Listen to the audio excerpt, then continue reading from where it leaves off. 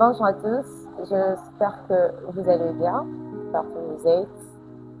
Avant de commencer, j'ai dit un grand merci à l'émission Une vie, une histoire. Alors, je me présente. Je suis la sœur Mireille Kabengele, de mon vrai nom. On m'a surnommé Mirka et j'aime bien qu'on m'appelle Mirka. Okay.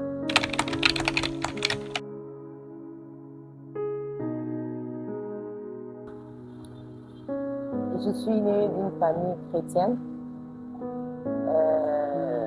Je viens d'une famille de 14 enfants. Donc, je suis troisième de la famille. Et ce qui parle de mon enfance n'a pas été facile comme notre enfance. Je n'ai pas eu l'opportunité de m'amuser comme d'autres enfants parce que j'étais assez condamnée avec des maladies dans les hôpitaux. Donc, on m'a fermée à l'hôpital. Et du coup, j'ai pu marcher jusqu'à l'âge de 8 ans par la grâce de Dieu. Voilà un peu ce qui a été comme mon enfance.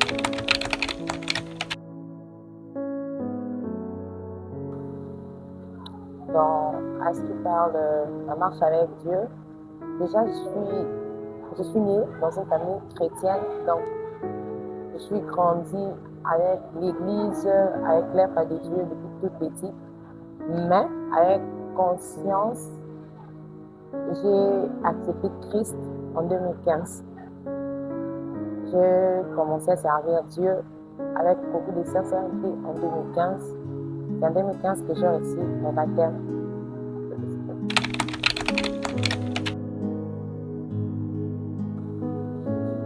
Pour moi, chanter, ce n'est pas seulement chanter. Pour moi, chanter, c'est tout un ministère. C'est toute une vie. Parce que Dieu m'a enseigné beaucoup de choses depuis que j'étais toute petite. Déjà, par rapport à la façon dont je grandissais, j'étais trop isolée. Je n'ai pas eu vraiment l'opportunité de m'amuser avec d'autres enfants. Donc, j'étais l'église, hôpital, l'église, hôpital. Et tout d'un coup, j'ai vu un grand miracle de Dieu dans ma vie par rapport à des maladies très compliquées que je ne peux même pas tout citer ici. J'ai vu la main de Dieu dans l'œuvre de Dieu.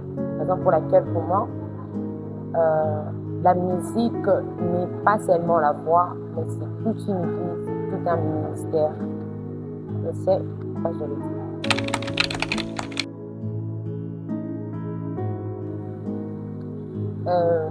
Parce que ce qui a été comme une très grande leçon, et ça le sera toujours, est que lorsqu'on s'approche de Dieu, on doit s'approcher avec beaucoup de sincérité, avec beaucoup de concentration. On ne doit pas arriver dans la présence de Dieu avec un pied dedans, un pied dehors. Parce que Dieu ne peut pas agir pendant que les pensées sont ailleurs. C'est lorsqu'on s'engage en entièreté que la main de Dieu est visible.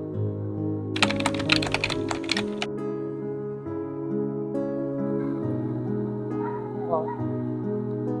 Chanter et adorer. Chanter, c'est... Pour moi, chanter, c'est... je viens quelque part, je montre aux gens comment est-ce que j'ai une très belle voix, les talents que je possède, ce que j'ai appris peut-être auprès d'un coach, ce que j'ai appris auprès de quelqu'un que j'aime bien. Donc, chanter, tout le monde peut chanter, mais tout le monde ne peut pas adorer. Et lorsqu'on parle de l'adoration en soi, c'est la personne qui s'offre d'abord en entièreté. La personne qui s'oublie dans la présence de Dieu, déjà ne peut devenir dans la présence de Dieu. L'adoration n'est pas seulement le fait de chanter, mais l'adoration, c'est toute une s'offrir par la façon de marcher, par sa conduite et comment on réfléchit. Parce que ce qu'on fait physiquement, c'est d'abord spirituel. Donc, avant de commettre un acte physiquement, je le préparais spirituellement.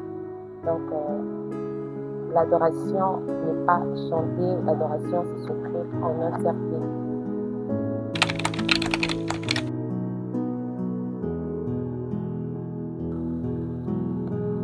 Adorer en esprit et en vérité.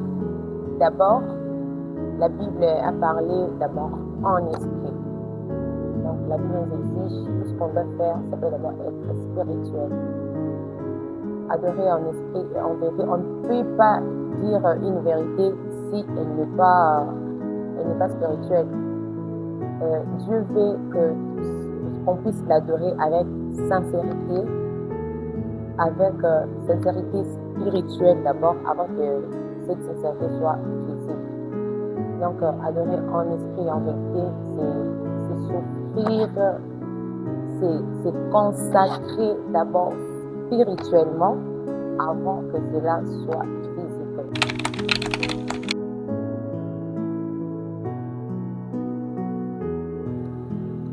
Oui, j'ai déjà eu et je reçois toujours ce genre de témoignages que ma sœur, pendant votre adoration, pendant que vous chantez, regardez, j'ai senti un soulagement, j'avais un problème, mais du coup, j'ai senti l'apaisement dans mon cœur.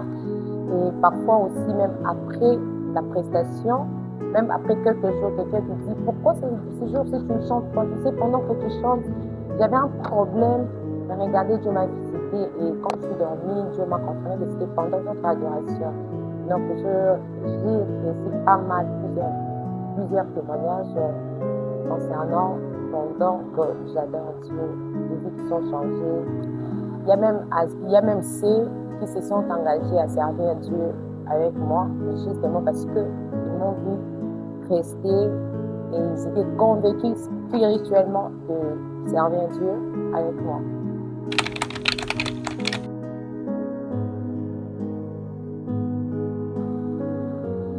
Oui, je dirais que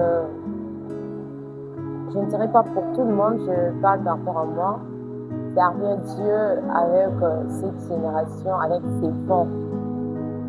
Et puis rester fidèle, c'est pas quelque chose de très facile. Je le dirais bien, c'est pas facile. Je sers Dieu tout en étant fidèle fermement avec toutes ces choses qui se passent. Pour moi, je dirais, il y a la bonne foi de rester fidèle à Dieu. Vraiment, Dieu doit nous assister, Dieu doit nous soutenir parce que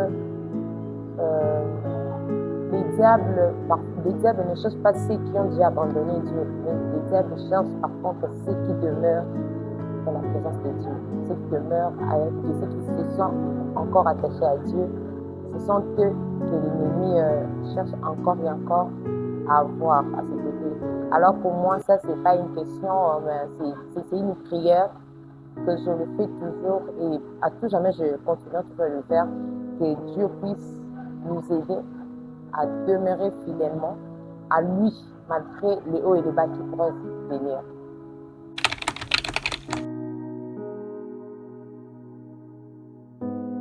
Et du coup, si j'aurais quelque chose à dire à cette génération, à notre génération actuelle, je dirais Jésus revient bientôt, si je pourrais dire un message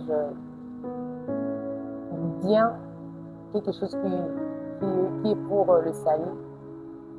Jésus revient bientôt. Pourquoi? Parce qu'aujourd'hui, presque tous les jeunes, on n'a plus vraiment cette soif de rester fidèlement à Dieu.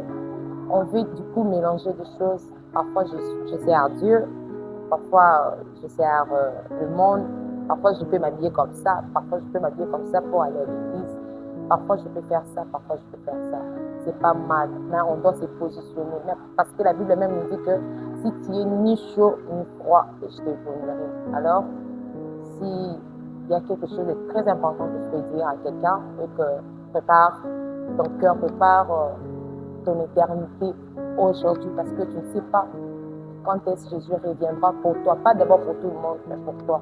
Je ne sais pas si c'est aujourd'hui, si c'est après-demain, si c'est après 1 heure, si c'est après quelques minutes, on ne sait pas. Alors, tu dois toujours préparer ton cœur à n'importe quel moment parce que tu ne sais pas quand est-ce que Jésus reviendra. Alors, si vous aimeriez suivre l'intégralité de tout ceci, et je vous invite en tout cas de suivre cette émission, c'est très bénéfique pour vous. Vous pouvez consulter la structure Sion, l'émission Une vie, une histoire sur TikTok, sur YouTube, Instagram ainsi que dans notre page Facebook. En tout cas, vous serez édifiés non seulement par moi, il y a plusieurs hommes de Dieu qui ont déjà passé et qui passeront encore et encore. En tout cas, que Dieu vous bénisse.